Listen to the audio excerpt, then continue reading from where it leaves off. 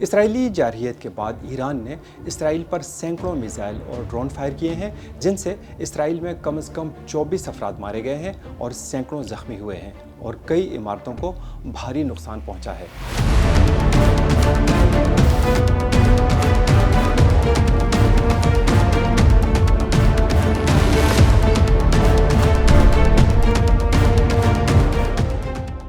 اسرائیل کے پاس متعدد تہوں والے دفاعی نظام موجود ہیں، جن میں سب سے مشہور تو آئرن ڈوم ہے، لیکن آئرن ڈوم اکیلا نہیں ہے۔ اسرائیل کے پاس تھاڈ سسٹم، ڈیوڈ سلنگ، ایرو 2 اور ایرو 3 دفاعی میزائلوں کے نظام بھی موجود ہیں۔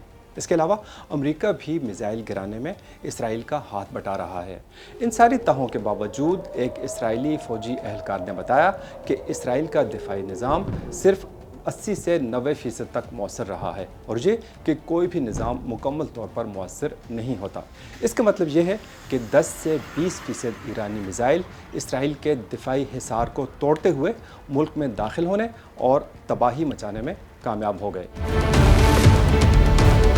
سب سے پہلی بات تو یہ ہے کہ حملہ آور میزائلوں کو روکنے والے انٹرسیپٹر میزائلوں کا ذخیرہ محدود ہوتا ہے۔ اگر ایک علاقے میں 20 انٹرسیپٹر نصب ہے اور وہاں 30 میزائل حملہ کر دیں تو ظاہر ہے کہ وہ بچ نکلنے میں کامیاب ہو جائیں گے۔ ایران کے پاس ہائپر سونک میزائل موجود ہیں جو آواز کی رفتار سے 5 گنا تیز، یعنی تقریباً 6000 کلومیٹر فی گھنٹہ یا 1700 میٹر فی سیکنڈ کی رفتار سے سفر کرتے ہیں۔ ظاہر ہے کہ ایسے میزائلوں کو فضا میں نشانہ بنانا انتہائی مشکل کام ہے۔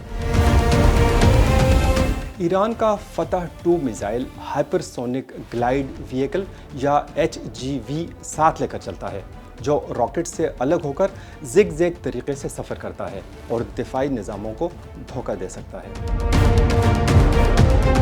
ایران نے اسرائیل پر ہویز نامی کروز میزائل بھی فائر کیے ہیں، جو 1350 کلومیٹر دور ہدف کو نشانہ بنا سکتا ہے۔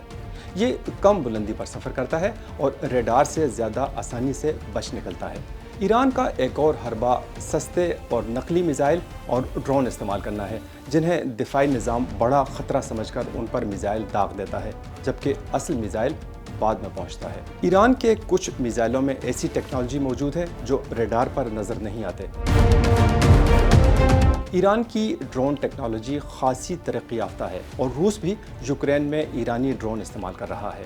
ان میں سے ایک شاہد 136 نامی ڈرون ہے جو نسبتاً کم قیمت ہونے کے باوجود بہت مؤثر ہے۔ جیسے جیسے ایران اسرائیل جنگ طول پکڑ رہی ہے، اعداد و شمار کا کھیل بہت اہم ہو گیا ہے۔